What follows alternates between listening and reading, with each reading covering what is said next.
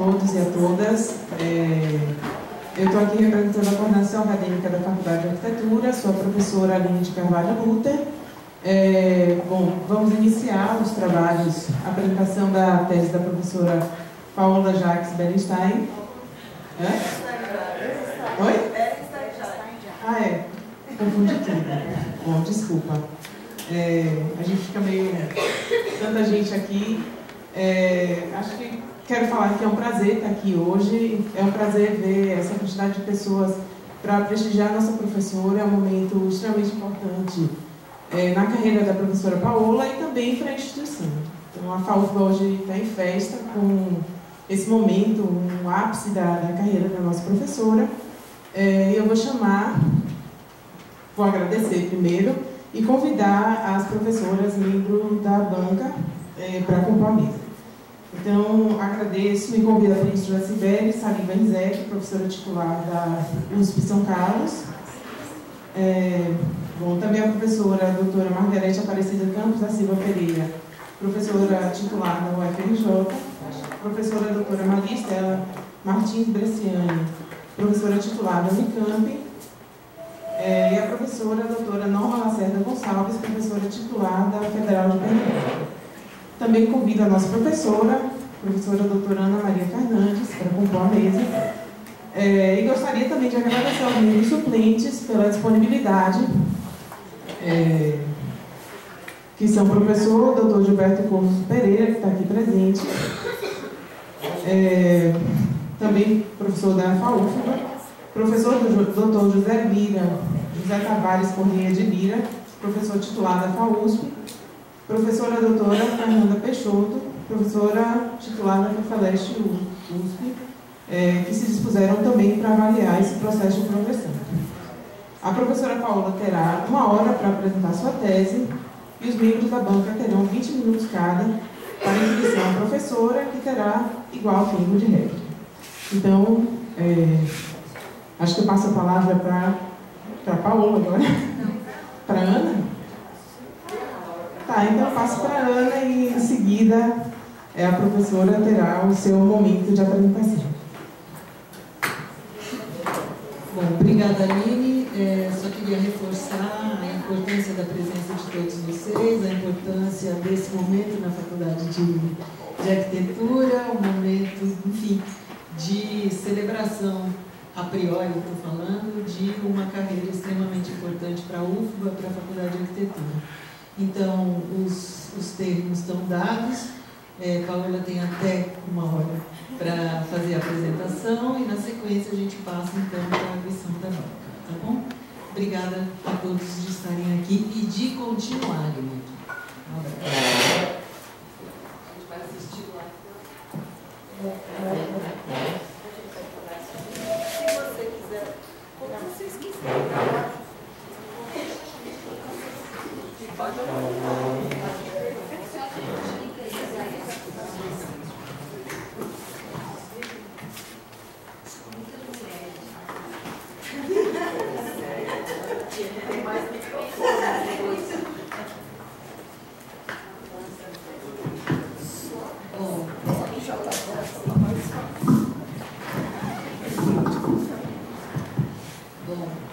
Está dando para escutar? Bom dia a todos. Hoje é um dia realmente muito importante para mim. É uma grande honra ter a oportunidade de expor ideias publicamente. Como disse a minha querida Ana Clara Torres Ribeiro, em sua própria banca de titulação, eu cito do livro que a gente publicou pela Ampur, eu cito Ana Clara. É uma alegria ter a oportunidade de expor ideias que ainda estão em movimentação, que não estão arrumadas completamente. Aliás, acho que não precisam estar, porque elas são um estímulo para aquilo que estou produzindo. Elas estão em movimento, são ideias em movimento. Bom, fecha aspas. Nós tínhamos isso em comum, eu e Ana Clara, era quase um lema, sempre acreditar nas ideias em movimento e explorá-las experimentalmente. Então, eu dedico essa defesa pública da tese à Ana Clara, em memória, por tudo que eu aprendi com ela em vida e hoje com seu pensamento tão vivo e crítico e urgente. Bom, eu não vou ler os agradecimentos, eu espero que dê. Não ler, eu acho que não dá, né? Mas. Dá para ler? Bom. Não vou ler os agradecimentos todos que já estão na tese. Eu só quero agradecer a todos que estão aqui hoje, que vieram prestigiar esse rito acadêmico para promoção a professor titular e, sobretudo, agradecer essa banca tão qualificada, composta por pesquisadoras, professoras que eu tanto respeito e admiro. Muito obrigada. Eu me sinto realmente muito honrada pela presença de todas e por vocês terem lido o trabalho, que ficou bem mais extenso do que eu gostaria. Infelizmente, eu não tive condições físicas para realizar a última revisão e os cortes necessários, então eu peço mil desculpas por isso e também pelo pequeno equívoco nas notas, na introdução da primeira parte, que nós perdemos na editoração, mas o errata foi enviado, então eu espero que isso não tenha atrapalhado muito a leitura. Bom, são mais de 20 anos que eu não defendo uma tese. Eu falei ontem na minha turma da graduação que foi no século passado, defendi o doutorado, é verdade. Então, a última foi doutorado com o júri, como se diz lá na França, presidido por uma outra Ana, a Anne Coquelin, e isso foi em 98, na Sorbonne, e hoje é a Ana Fernandes, que preside essa banca. Ana, aqui com o Pasqualino, que está ao seu lado, e Marco Aurélio foram os responsáveis por minha vinda para cá. Esse trio ampuriano foi naquele encontro da Ampur no Rio, e foi Leodoro também, que estava aqui até pouco tempo atrás, que teve na minha banca de concurso para professor efetivo aqui na casa. Ana também foi quem mais me acompanhou nessa trajetória aqui na UFBA. Então, Ana, obrigada por tudo e por presidir essa sessão. Margarete me acompanha há mais tempo, desde os tempos da UFRJ, quando eu voltei da França. Nós duas chegamos juntos na UFRJ e demos aulas juntas. Sibeli, Estela e Norma também foram parceiras em várias outras ocasiões, né? Ampur, CNPq, Seminário de História, a pesquisa da cronologia agora, Encontro do Corpo Cidade com Sibeli. Então, obrigada a todas por terem aceito participar dessa banca. Eu me sinto realmente muito lisonjeada e emocionada com uma banca tão distinta e tão feminina. Obrigada por estarem aqui. Em um momento tão difícil como o que a gente vive hoje no país, com esses ataques às nossas instituições públicas de ensino, esses ritos acadêmicos se fazem cada vez mais necessários. Então, muito obrigada a todos por estarem aqui, por uma defesa pública.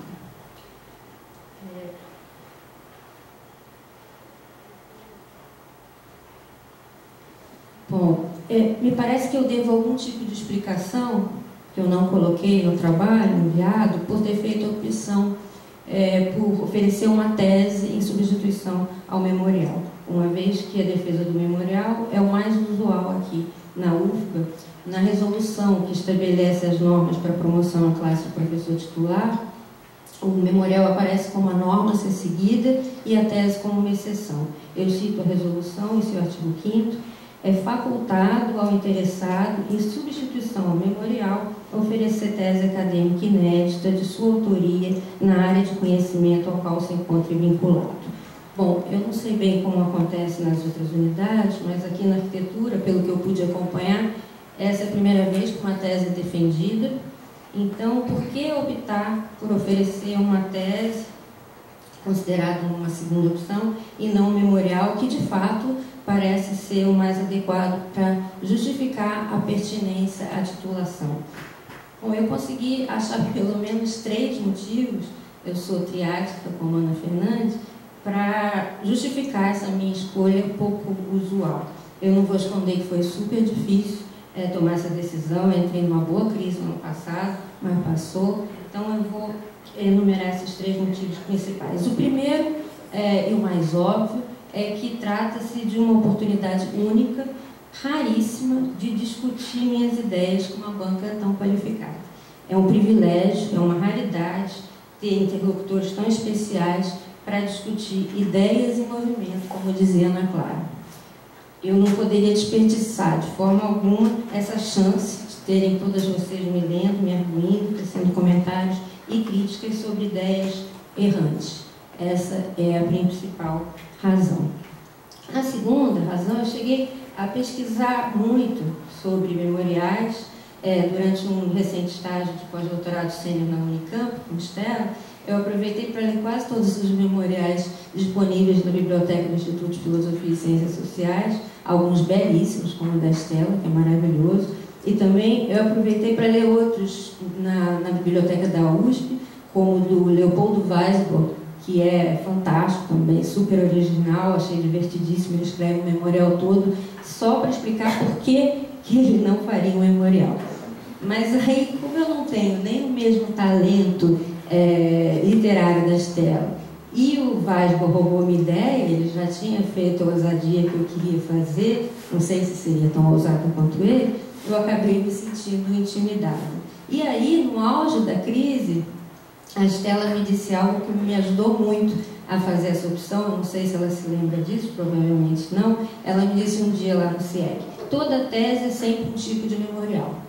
E aí eu fiquei com isso como uma pulga atrás da orelha e, de fato, pensando melhor, não há página totalmente em branco. Nós partimos sempre de um repertório que já acumulamos. A produção de conhecimento é acumulativa, mas também seletiva, um tipo de palimpsesto, de atlas, por que não dizer logo, uma forma de montagem. Esse passou então a ser um motivo para a escolha da tese, um mote importante, o fato de uma tese, mesmo escrita na primeira pessoa do plural ou de forma indireta, ser também um tipo de memorial. Um memorial de ideias e falas de vários outros, o que evita o tom memorialista e autobiográfico de um memorial individual mais clássico. O Coetzee, o grande autor, escritor sul-africano, prêmio Nobel, publicou uma autobiografia ficcional e ele disse, eu cito, toda autobiografia é uma outrobiografia. Bom, mas para quem não é literato, muito menos prêmio Nobel, parece mais fácil tentar o contrário. Uma outrobiografia ou outros biografias, no plural, como também um tipo de autobiografia. E foi essa a minha opção. Já o Walter Benjamin escreveu na versão francesa do seu texto sobre o conceito de história o seguinte: a vida inteira de um indivíduo está em uma de suas obras, com os seus feitos, e que nessa vida também está uma época inteira. Bom, soma-se a isso, e aí é o terceiro e último motivo, mais antigo e mais arraigado, uma resistência em escrever na primeira pessoa do singular. Por me parecer, é contraditório com toda uma postura de valorização do trabalho coletivo, do nós no lugar do eu, adotada há muito tempo no ensino, pesquisa e extensão, com estudantes, parceiros e, sobretudo, com os pesquisadores do grupo de pesquisa que eu coordeno e meus orientantes. No laboratório urbano, nós temos como pressuposto que a pesquisa é sempre uma produção coletiva. A própria construção de conhecimento é feita coletivamente, daí o uso do nós, coletivo, tanto grupo quanto interlocutores, e que essa produção coletiva parte do debate, normalmente do embate, entre ideias diferentes. Evitamos ao máximo o uso da primeira pessoa do singular, seguindo o conselho, novamente, do Walter Benjamin, que se só usava o pronome pessoal eu em cartas. O Roland Barthes decretou a morte do autor em 68, mas depois ele mesmo escreveu uma autobiografia. Em vários campos, na literatura, na história, na antropologia, houve recentemente um expressivo retorno do autor, com exercícios de autobiografias ficcionais, ficções autobiográficas, exercícios de ego-história ou ainda de autoetnografia, exercícios de escritas de si, ou, como diria Paul Ricoeur, de escrever sobre si mesmo como um outro, que foi o belo mote que a Cibele usou em seu próprio memorial de titular, que eu também li. Mas, diferentemente de outros campos, a questão da autoria parece ser ainda um grande problema no nosso campo da arquitetura e do urbanismo. A figura do arquiteto urbanista demiurgo, como bem mostra a imagem com a assinatura do Luiz Costa na capa do epílogo da tese, onde ele escreveu Brasília, a cidade que inventei. Como pode um único profissional se dizer o autor, no singular, de uma cidade inteira? E muitos arquitetos urbanistas continuam sendo formados e guiados por essas figuras demiúrgicas. Nosso decano do grupo, aqui presente, Pasqualino, tem lutado por um arquiteto urbanista anônimo.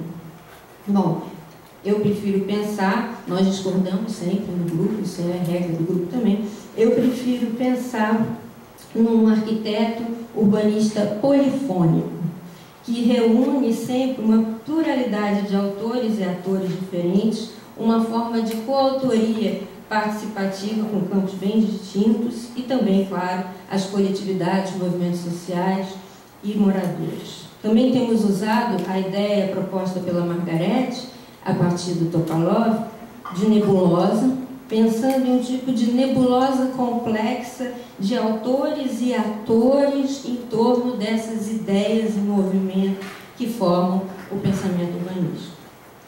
Bom, assim eu passo a explicação, talvez necessária também, que também não está no trabalho, do subtítulo da tese, Urbanismo, Memória e Alteridade. O urbanismo pensado como um campo ampliado, e essa ampliação do campo disciplinar buscada a partir de um debate sobre a questão da memória, sobretudo involuntária, e da alteridade, sobretudo daquela incorporada, uma incorporação do outro, dos vários outros, e uma recusa da homogeneização pelo mesmo. Ou seja, a minha crise sobre a redação do memorial, desse exercício de recordação autobiográfica, foi determinante para a própria escolha temática da tese, que é totalmente atravessada pelo debate sobre memória e alteridade.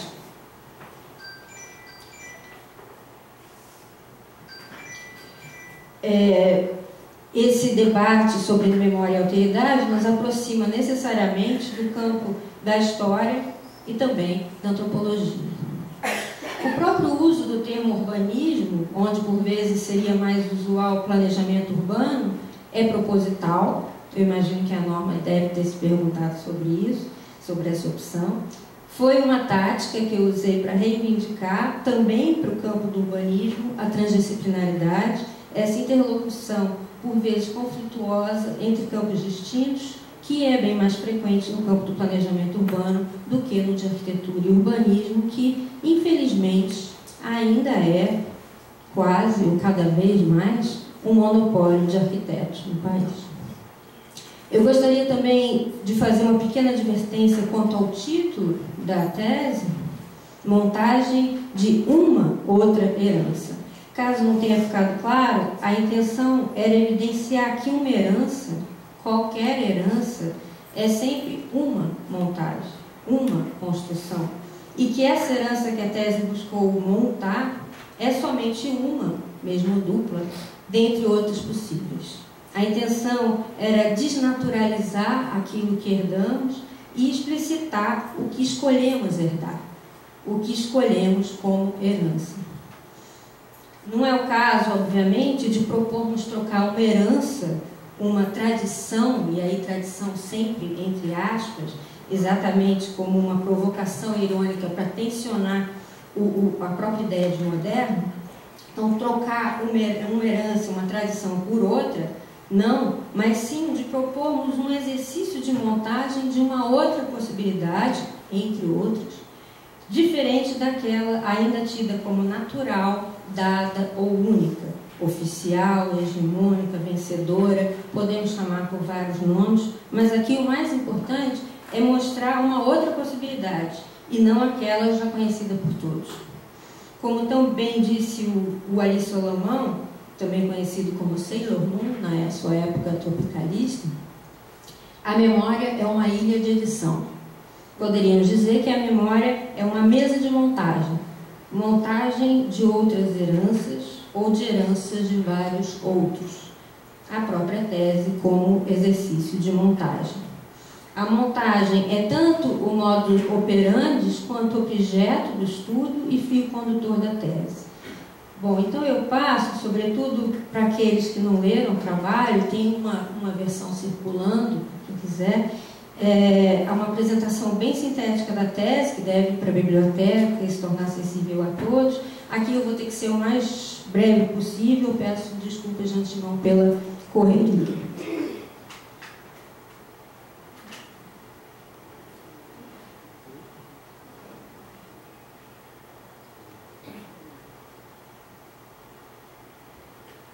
As epígrafes, ambas de Oswald de Andrade. Ver com olhos livres, só me interessa o que não é meu.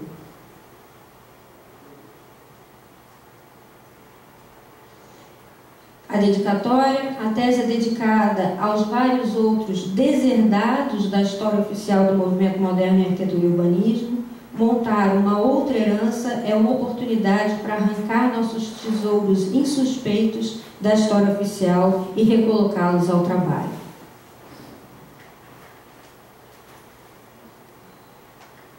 O sumário. Sobre a estrutura da tese, é dividida em duas partes, cada uma com 3 capítulos. Além das duas partes, tem 3 textos mais curtos, um prólogo, um intermédio e um epílogo. O prólogo se chama Herança de uma Outra Tradição, e tradição entre aspas. A parte 1, Fantasmas Modernos, com 3 capítulos, Atlas, Palimpsestos e Torres. A parte 2, Pensamentos Selvagens, também em 3 capítulos, Documentos, Viagens, Devorações. Entre as duas partes, um intermédio, com o título Montagem como Forma de Conhecimento. E o epílogo, que tem como título uma frase de Eliot Sica: a pureza é um mito. Bom, eu vou seguir nessa apresentação rápida aqui, a ordem da tese. Eu vou ler alguns trechos catados do texto, eu espero que fique compreensível essa outra montagem bem rápida da própria montagem que é a tese.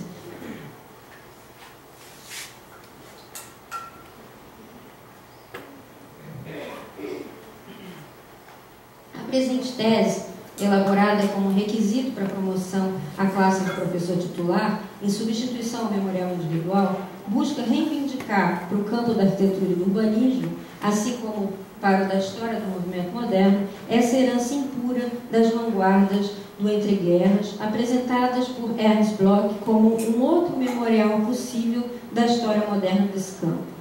E busca fazê-lo pelo uso de alguns dos rastros, os farrapos, os resíduos, para falar como Walter Benjamin, dessa outra herança moderna, ou das sobrevivências, no dizer de Abel Warburg, dessa outra tradição.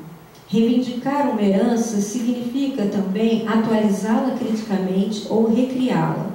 Consiste em recompor, remontar, a partir de fragmentos heterogêneos da memória coletiva, um outro passado. E assim, reivindicar também outras possibilidades de futuro.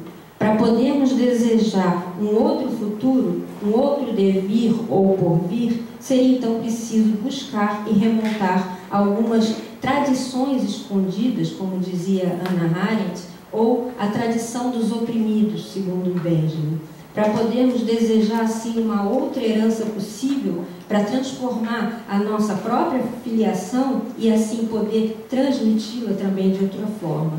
Um tipo de revolta ou levante do tempo, como propõe o Jorge de Huberman. Para o Patrick Guedes, existe uma grande diferença entre hereditariedade, quando os nossos ancestrais nos determinam, e herança, quando nós escolhemos nossos ancestrais. Nessa tese, escolhemos então uma outra ancestralidade moderna, uma herança de outra tradição. também moderna, mas esquecida ou apagada pela história oficial, o status quo, do movimento moderno, sobretudo em arquitetura e urbanismo. O campo da arquitetura e do urbanismo modernos, que se tornou oficial, assim como a grande maioria de seus historiadores, em boa parte ligados ao movimento moderno, seguiram uma vertente moderna mais purista, formalista, funcionalista, teleológica. Por mais difícil que seja essa distinção entre essas diferentes vertentes modernas, sobretudo porque, em muitos casos, aquelas mais puristas também emergiram das mesmas vanguardas e da própria vertente mais crítica. Mas a vertente mais purista passou a seguir uma ideia de progresso tecnicista inelutável, exacerbando assim noções de zoneamento, ordenamento e controle.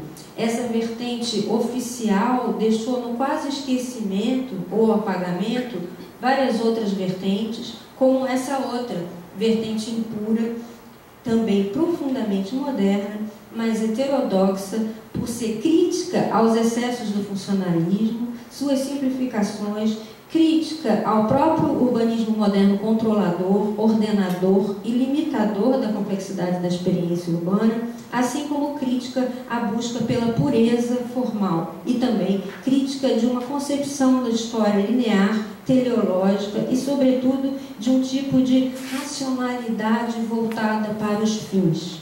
Essa vertente moderna oficial é ainda hoje majoritária também no ensino, tanto da história e da teoria quanto do projeto em arquitetura e urbanismo no país, que herda, na maior parte das vezes, ainda de forma bastante naturalizada, a crítica e a política, essa tradição moderna purista como se fosse a única, desenhando assim um pensamento homogeneizado, simplificado, sem mostrar essas disputas e lutas entre as diferentes vertentes, concepções e proposições, que na verdade são diferentes visões de mundo, em torno do moderno.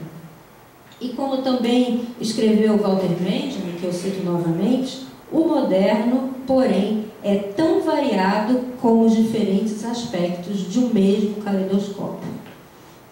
Ao invés, então, de desviar ou negar o moderno, como já fizeram vários outros estudiosos críticos considerados pós-modernos ou antimodernos, essa tese escolhe outros ancestrais modernos, evoca outros fantasmas, como o próprio Guedes, para poder reivindicar como herança fantasmática e impura uma outra herança moderna a partir de uma outra tradição de ação e pensamento de uma vertente moderna crítica cujas atividades e ideias foram violentamente interrompidas. Uma tradição, entre aspas, moderna, pautada sobretudo por um outro tipo de racionalidade, uma racionalidade voltada para os meios e não para os fins. Um tipo de racionalidade alternativa, como sugeria Ana Clara, a partir de Milton Santos, baseada numa concepção temporal não linear e assim também em uma outra concepção de história, uma outra construção historiográfica, portanto, baseada na coexistência de tempos heterogêneos, heterocronias ou anacronismos, que faz emergir o contorno de uma outra epistemologia moderna, uma outra forma de pensar, que por sua vez é indissociável de outra forma de agir, um modo de fazer singular, ambas impuras. Trata-se, portanto, de uma outra epistemologia, uma outra herança epistemológica de um pensamento moderno impuro e heterodoxo, que adota a postura sempre crítica, sobretudo quanto à pureza e ao progresso, né? Aquela tempestade que não deixava o anjo da história bater as asas para o Walter Benjamin. Que utiliza um modo de fazer considerado uma forma de conhecimento, a montagem. Muito além de uma simples técnica ou procedimento formal, o exercício de montagens impuras forma o fio condutor de todo o trabalho. A tese também propõe um modo de pensar em tensão permanente com a experiência da alteridade radical. e, em particular, com aquilo que foi chamado de pensamento selvagem por Claude Lévi-Strauss, a partir da sua experiência brasileira com os ameríndios, uma forma de pensar necessariamente outra e impura, que se aproxima do campo da antropologia, da etnografia, mas também da arqueologia. As diferentes camadas de tempo insistem, sobrevivem no presente, ou nos vários presentes coexistentes, como mostrou Ernst Bloch, e não podem ser cristalizadas em um significado único, unívoco, acabado, definitivo, fechado.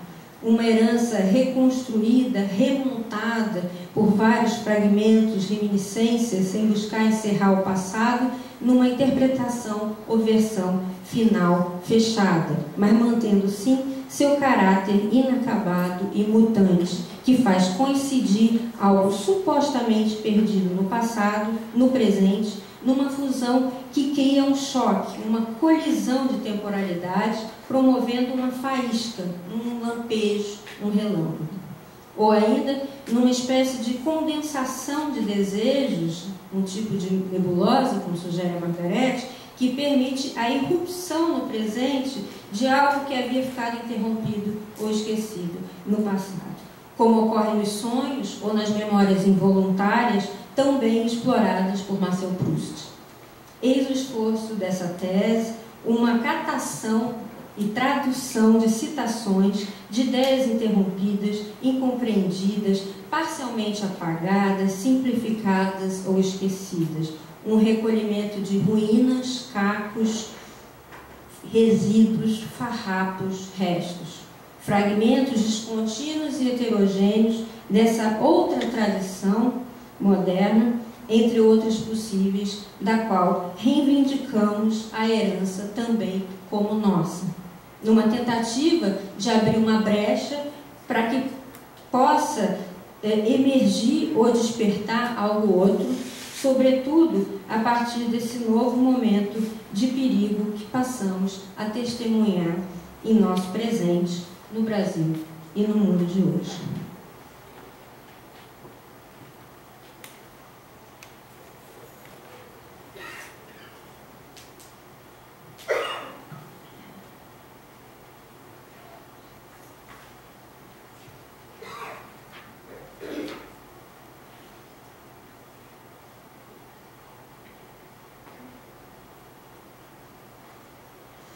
A partir da bela evocação de um grande Dybbuk, Abbe Warburg, o fantasma errante não redimido que assombra até hoje o campo da história da arte, feita de forma brilhante nos últimos anos por Jorge de Dilberman, tanto para problematizar quanto para ampliar esse campo disciplinar, propomos seguir essa mesma tática evocativa, um tipo de necromancia que poderia ser chamada, seguindo Warburg, de história de fantasmas para gente grande.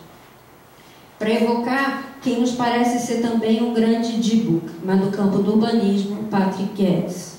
Se Warburg, como propôs de Dilberman, é um fantasma para a história da arte, Guedes é um fantasma para o campo do urbanismo. Essa sua evocação é uma forma de reivindicação dessa nossa outra herança moderna, pois, como disse o próprio Guedes, na herança somos nós que escolhemos nossos ancestrais. Tanto Warburg como Guedes, e esse em menor proporção, reapareceram recentemente para assombrar os campos disciplinares mais rigidamente delimitados e especializados. Retomando a formulação de Dilberman, um Dybbuk volta sempre, sobrevive a tudo, reaparece de tempos em tempos. Warburg teria ele próprio se transformado em um tipo de sobrevivência, no que era seu próprio tema de trabalho durante toda a sua vida.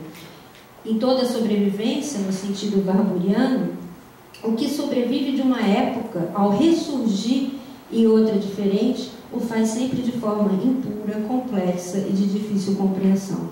Essa impureza fundamental de qualquer sobrevivência, tanto temporal quanto formal, é o que parece mais assustar, até hoje, tanto o campo da história da arte, quanto o campo do urbanismo, ainda bastante formalista e teleológico.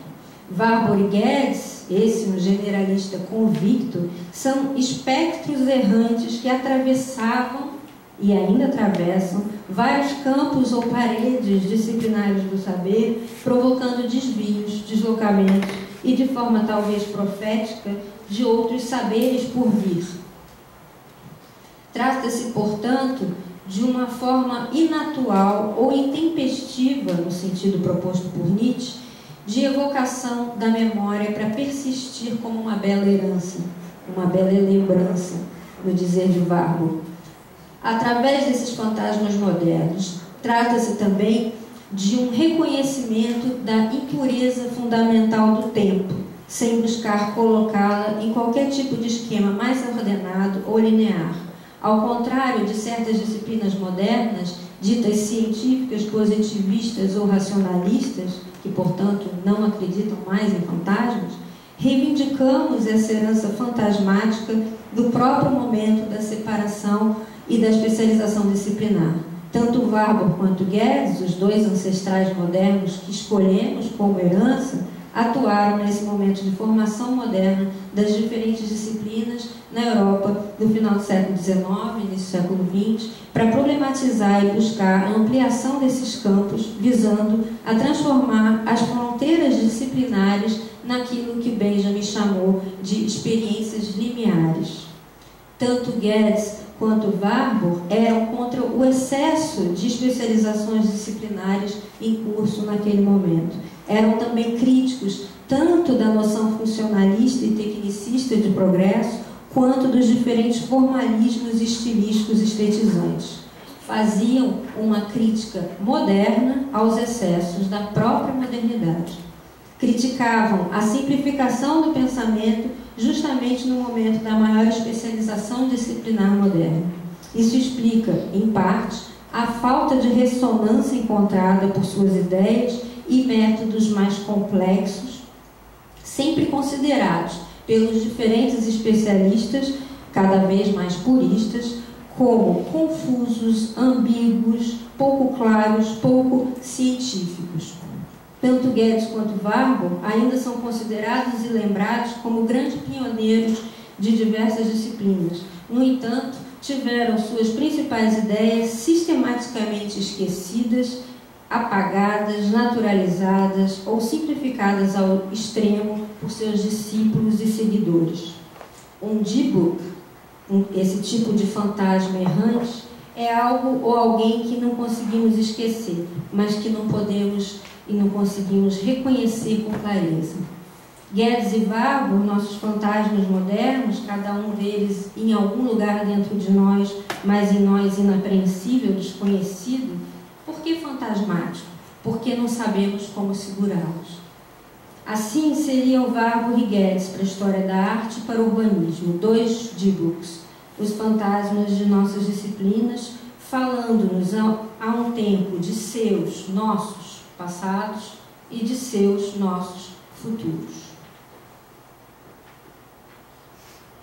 Bom, a impressionante correspondência entre uma imagem, uma rara fotografia sobrevivente,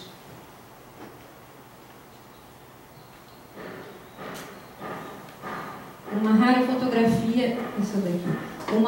fotografia sobrevivente da montagem de Guedes da Cities and Town Planning Exhibition, que foi parte da Town Planning Conference de Londres em 1910, com vários surveys expostos, com imagens do Atlas Menimosini, montado e exposto por Warburg na sala de leitura de sua biblioteca em Hamburgo, entre 1924 e 1929, levou-nos a associar esses dois diferentes tipos de montagem impuras realizadas em forma de atlas. O conhecido Atlas de Memórias, warburiano, e os Atlas de Cidades Geglesianos.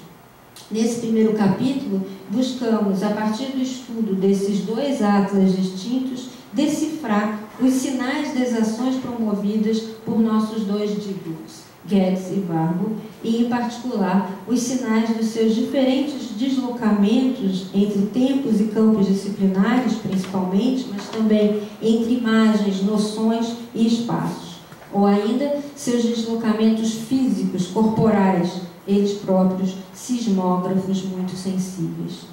Tratava-se, sobretudo, para ambos, de uma forma de pensar e de conhecer a partir de deslocamentos, que lhes permitiu, pelo próprio movimento e pelos choques por este provocados, aprender e transmitir diferentes ondas, sobretudo minêmicas, ondas de memória. Nossos fantasmas em deslocamento constante, Guedes e Warburg, também teriam assim recriado duas disciplinas, Civics e Antropologia de Imagens.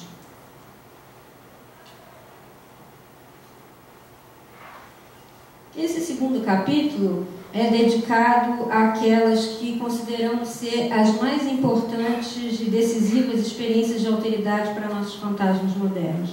A experiência de Warburg entre os ameríndios, de 1895 e 1896, e a de Guedes nas cidades indianas, 1914 e 1924.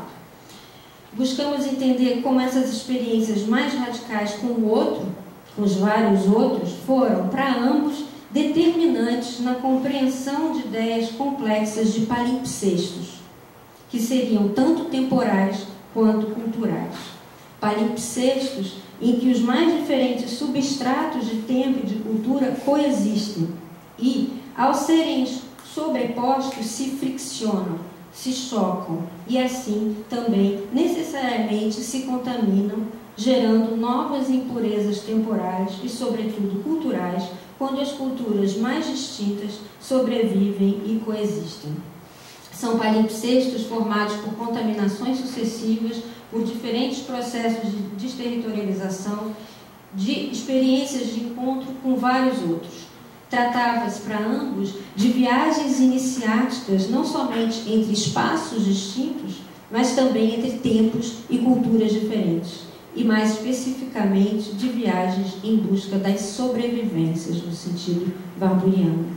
Ao pensar a própria cidade como um palimpsesto que se formaria processualmente por contaminações entre camadas que se mesclariam, o grande interesse dos planos e dos projetos guedesianos, ao contrário de qualquer resgate ou reconstrução memorialística de um original perdido ou qualquer tipo de conservação que priorizar um único tempo ou uma única cultura, está exatamente em sempre buscar compreender as mais diferentes movimentações do palimpsesto urbano, decifrar os diferentes abalos e contaminações entre as camadas temporais e culturais distintas.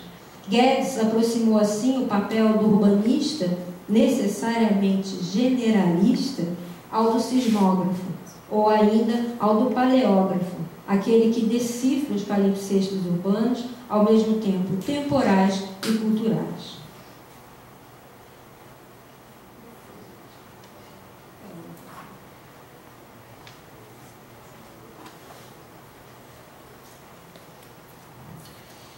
O foco principal desse terceiro capítulo são duas torres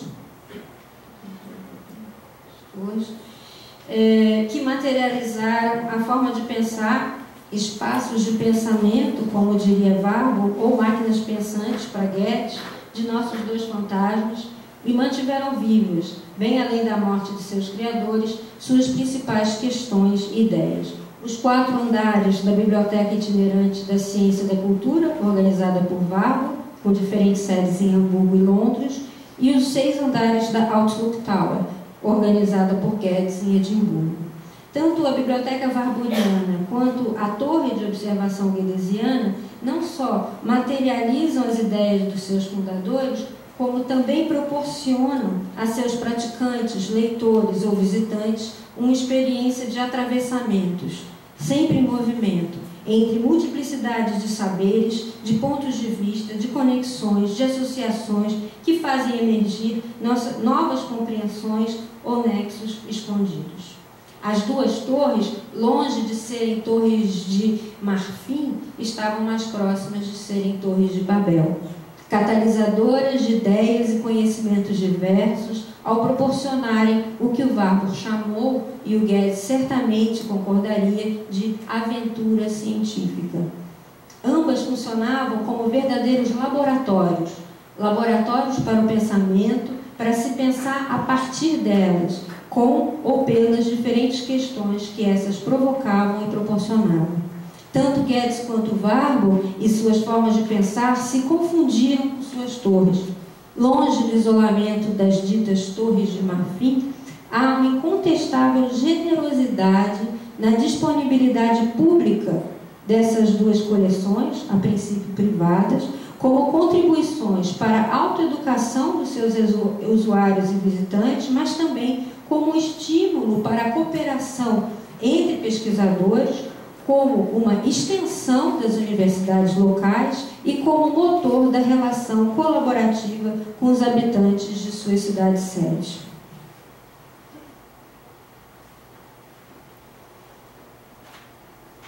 Bom, a ideia da montagem perpassa toda a tese e é detalhada no seu intermédio, no meio do trabalho.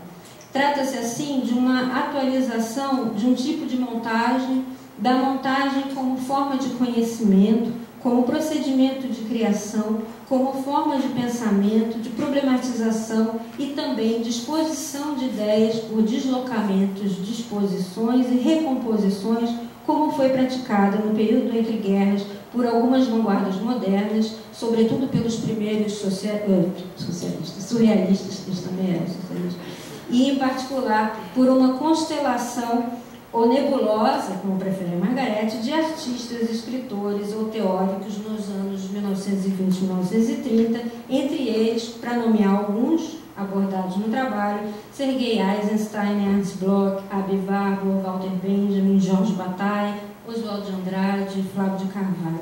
É desse tipo de montagem que reivindicamos também a herança nessa tese. Enquanto a montagem como método de conhecimento foi uma preocupação restrita a um grupo menor, mais preocupado com um meio, um processo, uma forma de conhecimento do que com um fim, um produto, uma obra finalizada, mesmo que muitas vezes ambos, meio e fim, estivessem fortemente coimplicados, a montagem como um procedimento formal foi exercitada por quase todas as vanguardas modernas que buscavam, sobretudo, mostrar essa desordem do mundo decorrente tanto da experiência da guerra quanto da própria experiência cotidiana da grande cidade moderna, da intensificação da vida nervosa, como também explicou Georg Simmel, e, sobretudo, a partir dos violentos processos de modernização urbana. Conhecer por montagens significa pensar pelo choque de tempos heterogêneos, pelas heterocronias, quando o outrora encontra num relâmpago o agora para formar uma constelação, como diz Benjamin. São constelações momentâneas, cheias de tensões, prenhas de outros tempos. Conhecer por montagens, como diz Didi Huberman, é tornar visíveis as sobrevivências, os anacronismos, os encontros de temporalidades contraditórias que afetam cada objeto, cada acontecimento, cada pessoa, cada gesto. Pensar por montagens no campo da história do pensamento urbanístico também é pensar na contradança das cronologias e dos anacronismos, tensionando diferentes narrativas urbanas de diferentes narradores, construtores e praticantes das cidades de tempos distintos. É também reconhecer e respeitar as heterocronias urbanas já ou ainda presentes, sobreviventes, materialmente ou não, mesmo que muitas vezes sistematicamente ocultadas, apagadas, silenciadas ou esquecidas em qualquer cidade.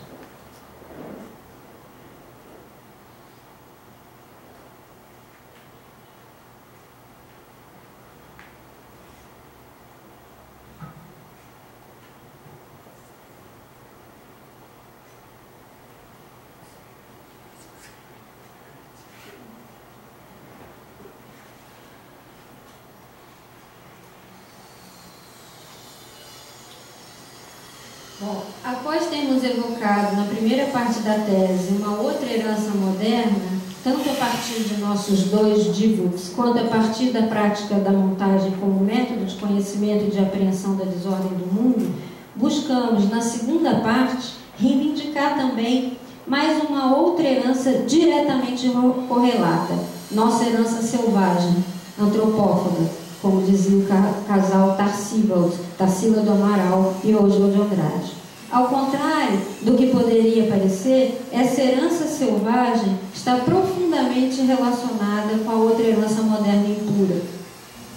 Apesar da clara diferença entre uma experiência ligada a culturas não europeias, no caso da herança selvagem, e uma experiência bem mais eurocêntrica, no caso da outra herança moderna impura, que, como vimos, também realizou incursões em culturas não europeias, tanto com Warburg quanto com Guedes, buscamos mostrar que essa outra forma de pensar moderna, crítica, que já questionava uma ideia de progresso inelutável, questionava o tecnicismo, os excessos funcionalistas e racionalistas, o formalismo e, sobretudo, o purismo, está intrinsecamente ligada a uma outra forma de pensar que Claude Lévi-Strauss, após a sua experiência brasileira, entre 1935 e 1939, ou melhor, sua experiência entre os povos indígenas no Brasil, denominou de pensamento selvagem.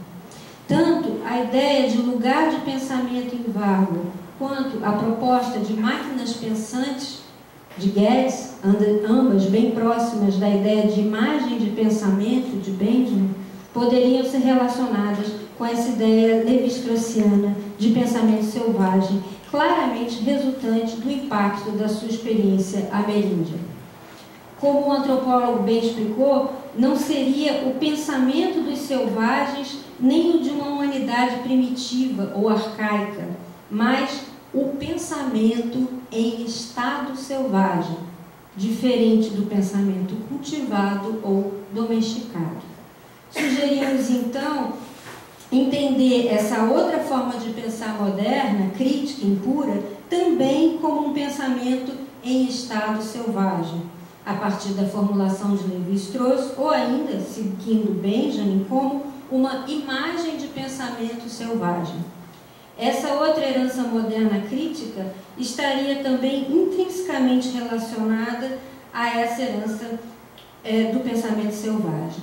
Seria também um tipo de pensamento selvagem, essa outra forma de pensar moderna, necessariamente fragmentada e impura, sobretudo ao nos aproximarmos do campo ampliado da antropologia.